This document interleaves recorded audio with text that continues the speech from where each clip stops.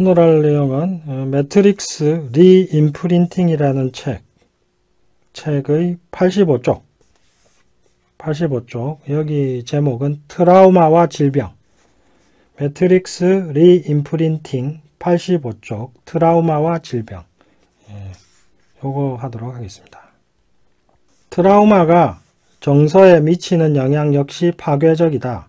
대부분의 사람들은 여러 단계의 쇼크, 부정과 불신을 겪는다. 그에 따르는 수치심과 죄책감도 자주 수반된다. 집중력에 영향을 주고 불안 증세와 두려움도 흔히 볼 수 있다. 어떤 사람들은 자기 자신으로부터 분리되어 유체 이탈을 하는 듯한 경험을 하기도 한다. 이유 없이 몸이 쑤시고 아프거나 병을 앓게 되는 신체적 증상도 자주 볼 수 있다. 미결된 트라우마의 피해자는 갑자기 나타났다 사라지는 증세 때문에 자주 의사를 찾는다. 사샤 역시 매트릭스 리임프린팅과 EFT를 통해 트라우마를 해결하기까지 이런 증상을 보였다. 그녀는 거의 6주에 한 번씩 감기와 독감에 걸렸고 심한 피부 발진이나 갑자기 생겼다 사라지는 부종을 앓았다.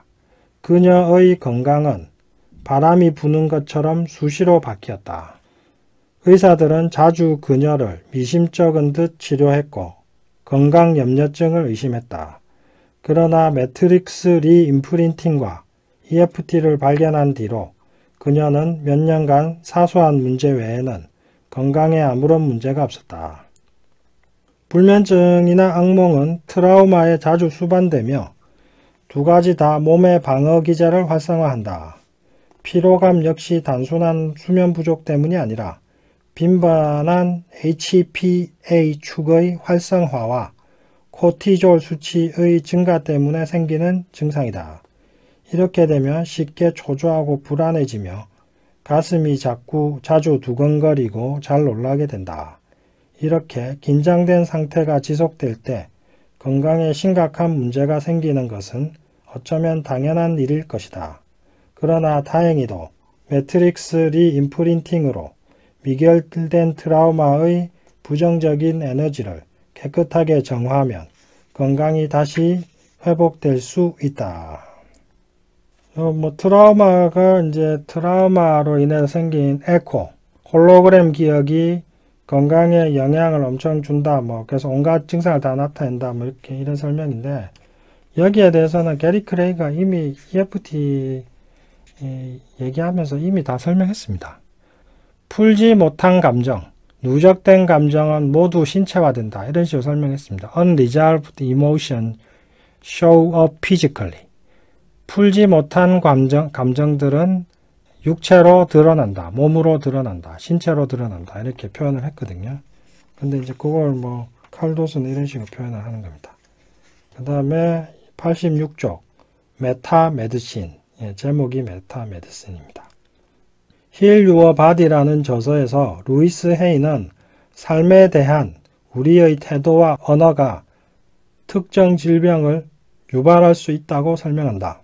이 놀라운 책은 그녀가 스스로 암을 치유하고 여러 사람들의 케이스를 공부하고 나서 얻은 직관으로 쓰여졌다. 흥미롭게도 그녀의 직관을 증명하는 과학 연구 분야가 있다. 이 연구 분야는 메타 메디신으로 알려진 게르만 유 메디신에서 나온 것이다.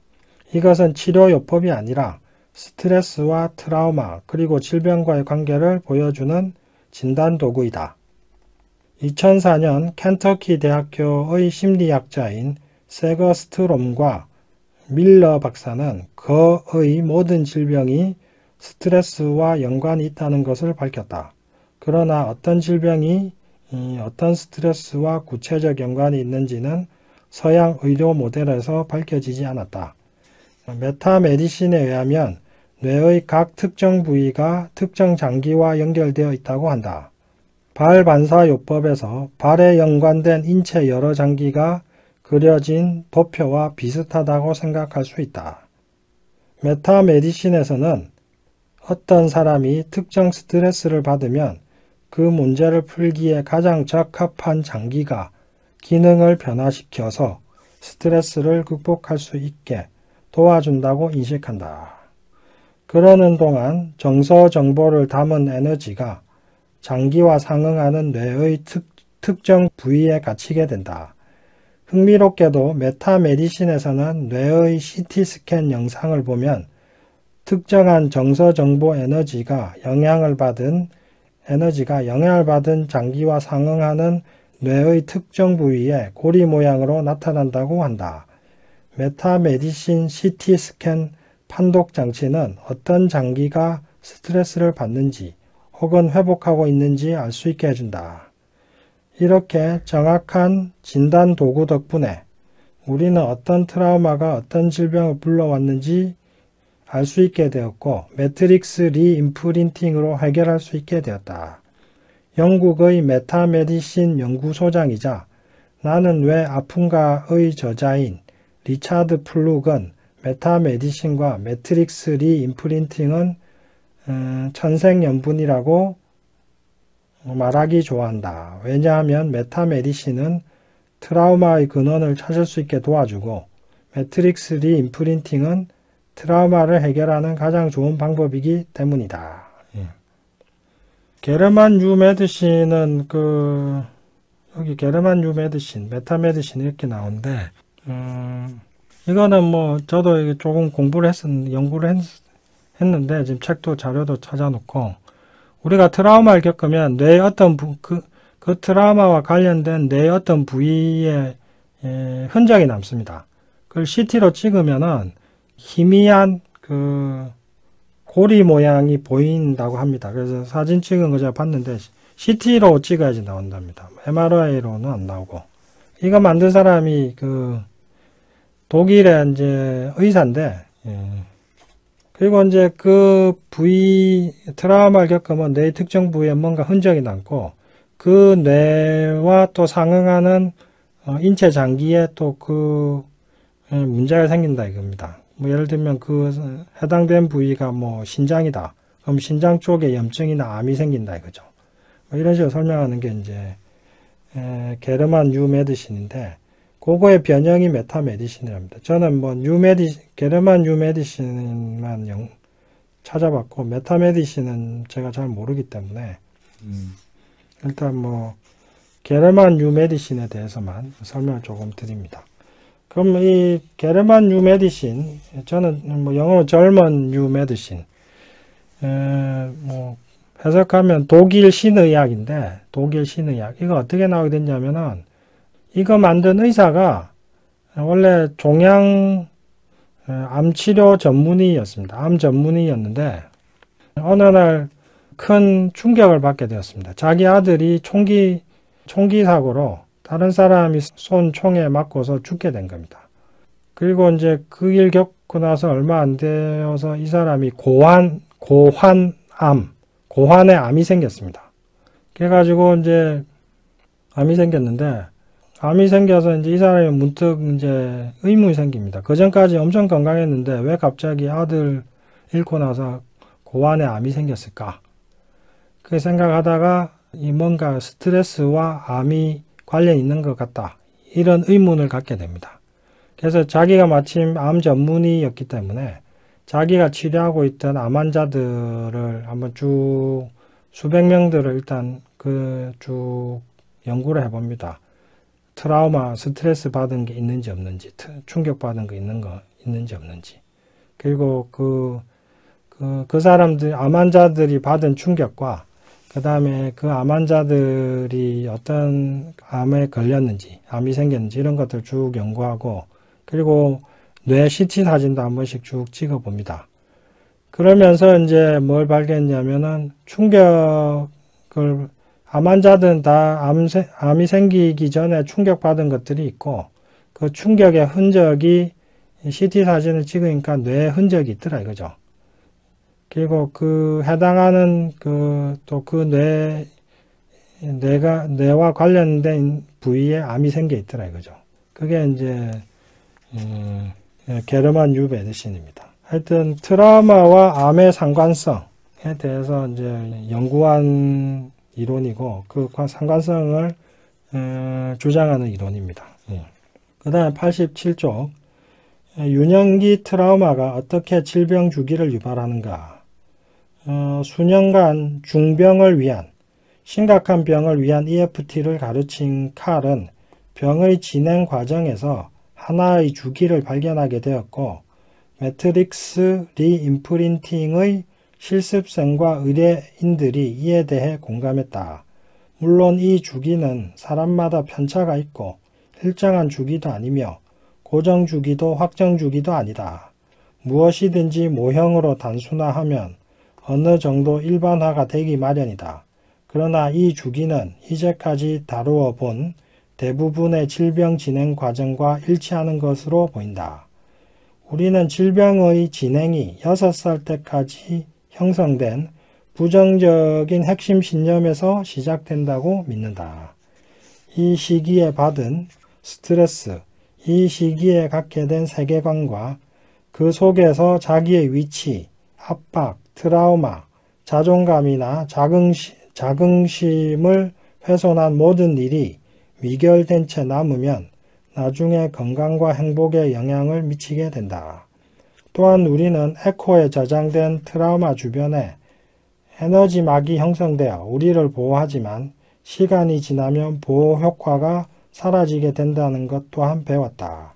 이것이 우리가 나이가 들수록 병의 진행이 빨라지는 이유이다.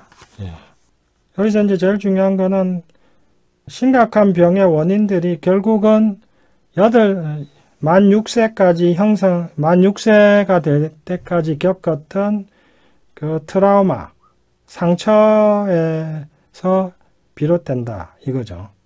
그때 받은 상처 때문에 만들어진 세계관, 자아상, 인간관 이런 것들이 이제 엄청난 평생 영향을 주게 되고 그것 때문에 건강에 문제가 된다 이거죠. 구체적으로 예를 들면 이겁니다. 어렸을 때 엄마가 자기를 버리고 엄마가 이혼하고 자기를 두고 갔어요. 그럼 어떻게 되냐? 아무도 믿을 사람 없다. 이런 어떤 인간관 생길 수 있겠죠. 그 다음에 엄마 나를 버리고 갔으니까 나는 쓸모없는 인간이다. 그러니까 이런 자아상도 생기거든요. 그 다음에 엄마가 나를 버렸으니까 여자는 믿을 수 없다. 여자에 대한 혐오 이런 것도 생길 수 있거든요. 이런 것들. 그 다음에 엄마가 나를 그리고 엄마가 또 나를 때리고 비난했다. 그러면은 아무도 믿을 수 없다. 사람들은 나를 공격한다. 이런 어떤 피해의식도 생길 수 있겠죠. 자, 이런 것들이 바로 지금 여기서 설명하는 겁니다. 그 다음에 여기 또 우리는 에코에 저장된 트라우마 주변에 에너지막이 형성되어 우리를 보호하지만 시간이 지나면 보호 효과가 사라지게 된다는 것 또한 배웠다. 저번 시간에 설명드린 것 같은데 트라우마가 겪게 되면 그 트라우마의 충격으로부터 보호하기 위해서 우리 자아의 일부가 떨어져 나가 사건의 기억을 흐리거나 차단한다고 본다. 이런 설명이 앞 시간에 이런 설명을 책에서 했던 것을 읽어드렸는데 그건 쉽게 설명드리면 이겁니다. 이게 자아가 분리된다 이런 어려운 말을 쓸 게 아니라 단순합니다. 트라우마를 겪으면 일단 우리는 살아야 되잖아요. 살기 바쁘거든요. 일단 무의식에 처박습니다. 억압합니다. 상처받은 기억은 일단 우리는 그 상처받은 걸 어떻게 지금 당장 처리할 방법이 없잖아요. 어떻게 해야 될지도 모르겠고 일단은 억압하거든요. 억압되면 일단은 괜찮은 것처럼 느껴집니다. 이게 지금 여기서는 이제 칼도스는 트라우마 주변에 에코에 저장된 트라우마 주변에 에너지막이 형성되어 우리를 보호한다 이런 식으로 설명하는데 이 사람은 억압을 이런 식으로 설명한 것 같습니다. 모든 상처받은 기억은 일단 억압됩니다. 괜찮아 아무 일 없었어 그런 말 많이 하잖아요. 그게 억압입니다. 근데 시간이 지나면 그 억압된 것들이 올라오기 시작합니다. 그래서 에너지막이 형성되어 있는데 그 보호 효과가 나중에는 약해진다. 그 약해지면 어떻게 되냐? 저는 60, 70, 80대 분 노인들도 여러 번 했는데 이게 이제 60, 70 넘어가면 평생 상처받았던 기억들이 계속 생각나요. 어떤 분이 이런 얘기를 하시더라고요. 그 70대 할머니가 가만히 있으면 옛날 일들이, 옛날에 힘들었던 것들이 무슨 옛날 영화처럼, 영화관에서 영화 보는 것처럼 마음속에서 둥둥 돌아가요. 떠다녀요. 뭐 이런 얘기를 하거든요. 그게 뭐냐?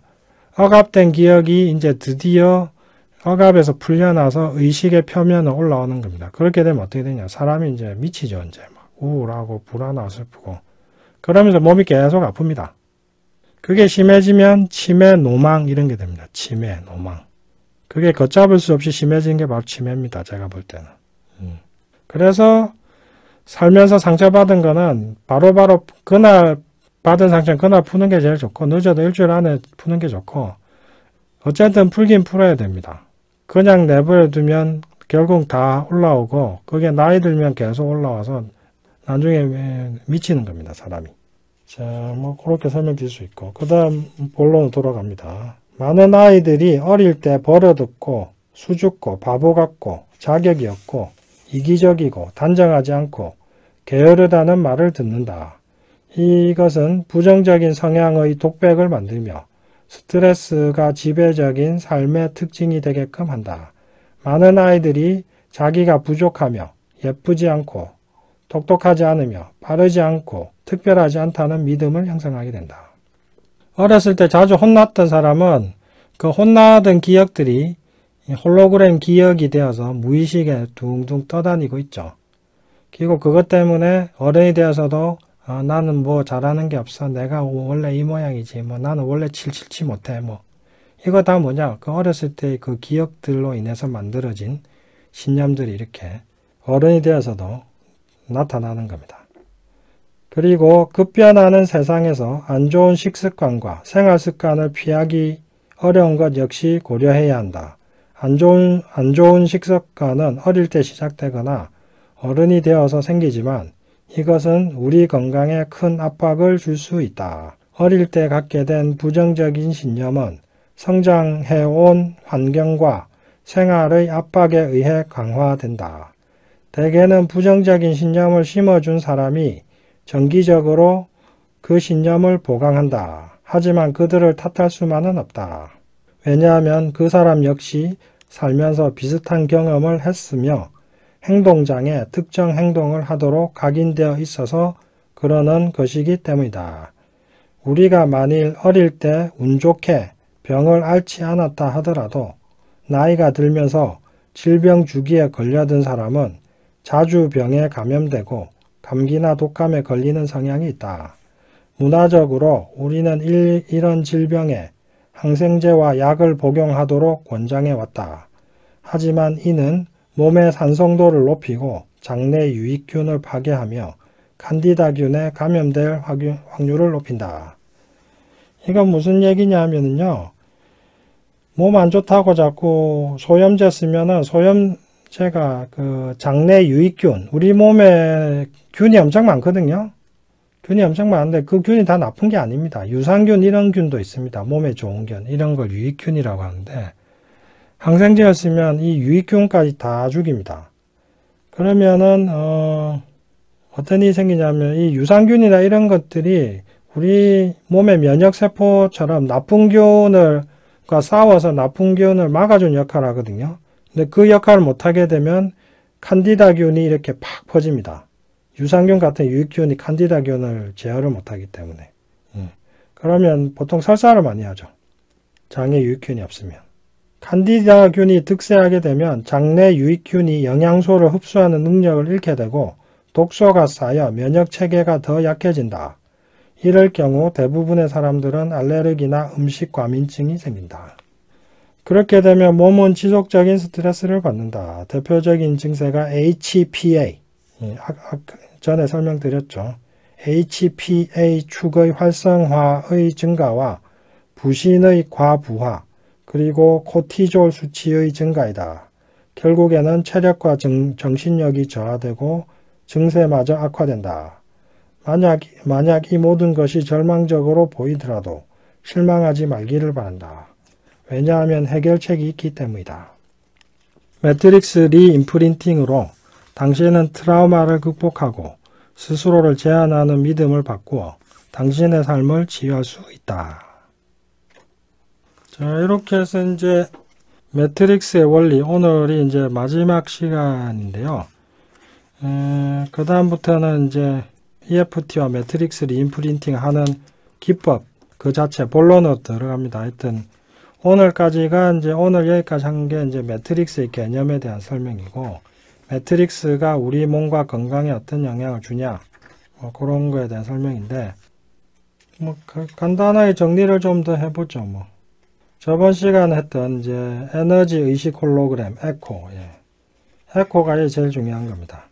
상처받은 기억은 홀로그램처럼 아주 생생한 홀로그램처럼 입체적인 장면, 소리, 모습, 냄새, 맛까지 이제 무의식에 다 남아 있습니다. 이 홀로그램이라고 하는 거는 그 상황이 오감의 정보 형태로 이제 무의식에 저장된다는 건데, 그걸 좀 더 자세히 설명드리겠습니다. 전에 제가 상담했던 분은 그 자기 가족이 목매달아서 자살한 걸 직접 봤어요. 그러니까 이제 그 뒤로부터는 시도 때도 없이 목매단 모습이 계속 떠오르는 겁니다. 이거 홀로그램 기억이죠. 그 다음에 이제 또 어떤 분은 그 여자친구가 자살했는데 한여름에 자살했어요. 그래서 이제 그 여자친구 찾으러 방에 갔더니 한여름에 시신이 며칠 돼가지고 시신이 부패했어요. 그 시신 냄새가 이제 확 이제 코를 찔렀죠. 방문을 여는 순간. 그리고 그 기억이 계속 나요. 그때 그 냄새가 계속 코를 찌르는 것 같아가지고. 이것도 홀로그램 기억이죠. 자, 이런 식으로 이제 이 트라우마를 겪으면은 그때의 그 감각들이 마음속에, 뭐 마음속이라고 하든 아니면 뭐 여기 이 책 쓴 칼 도슨의 주장대로 저기 매트릭스 어디에 저장이 되든 하여튼 그 정보가 마치 그 상황에서 그 속에 계속 있는 그 느낌이 그대로 남아 있습니다. 그래서 저는 기억에 대해 설명할 때 기억은 꿈과 같다고 저는 보통 설명을 많이 합니다. 기억과 꿈은 똑같습니다. 자, 꿈속에서 우리는 뭐 눈에 뭐 보죠. 그 다음에 뭐 사람들 소리도 듣죠. 그 다음에 뭐 밥 먹으면 밥맛도 있죠. 그 냄새 맡으면 냄새도 나죠. 그 다음에 몸에 뭐가 이제 몸에 한 대 맞으면 누가 주먹 한 대 퍽 치면 그 가슴이 누가 가슴을 한 대 주먹을 퍽 치면 가슴이 엄청 아프죠. 결리죠. 자, 그러면 보십시오. 이 꿈속에서 우리는 뭐 보고 듣고 맛보고 냄새 맡고 몸으로 느끼죠. 이 오감의 세계. 기억도 똑같습니다. 기억 속으로 몰입되면은 그때 그 모습, 장면, 그때 들었던 소리, 그 다음에 뭐 그때의 냄새, 그때 뭐 느꼈던 맛, 뭐 이런 거, 그 다음에 그때 몸으로 느꼈던 거, 전부 다 생생한 기억으로 저장돼 있거든요. 이거를 이제 이 책에서는 에코라고 그러고, 홀로그램 기억이라 그러고, 요걸 이제 가장 대중적인 용어는 상처받은 내면 아이의 기억이죠. 상처받은 내면 아이 떠올리면 그 내면 아이가 고생하고 있는 모습, 그 상처받은 모습 그대로 떠오르거든요. 그래서 칼 도슨이 얘기하는 에코나 상처받은 내면 아이나 뭐 거의 같다 이렇게 보시면 되겠습니다. 같은데 뭔가 새로운 개념을 이제 도입을 한 거고, 도입했는데 그게 좀 뭐 이 책이 좀 어렵게 설명한 부분도 있습니다. 그럴 수밖에 없는 게 일단 이 매트릭스도 설명해야죠. 그 다음에 매트릭스 리인프린팅 기법도 설명해야죠. 그러니까 뭐 이건 이론편만 해도 책 한 권 분량인데 그 이론에다가 실제 기법 설명까지 다 책 한 권에 다 넣었으니까 책이 너무 내용이 방대한 거에 비해서 이제 그 이론이 복잡하고 내용이 방대한데 너무 압축해서 이제 설명하다 보니까 어려워지지 않았나 뭐 그런 생각이 듭니다. 어쨌거나 뭐 어려우면 뭐 저자 책임이죠. 뭐 저도 책을 쓰지만 독자가 어려워하면 뭐 저자가 쉽게 쓰지 못한 죄입니다.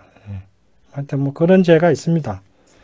그래서 뭐 제가 이렇게 설명 좀 드리는 거고, 너무 많은 최신 정보들을 너무 간략하게 여기 압축시켜 놔서 안 어려울 수가 없습니다. 그래서 많은 분들이 어려워하시는 것 같고, 하여튼 뭐 오늘 이 정도로 해서 매트릭스의 원리 설명드리고, 그 다음부터 이제 매트릭스 리인프린팅 직접 하는 법이 설명되어 있으니까 그거 이제 또 설명드리도록 하겠습니다. 오늘 여기까지 애청해 주셔서 대단히 감사합니다. 안녕히 계십시오.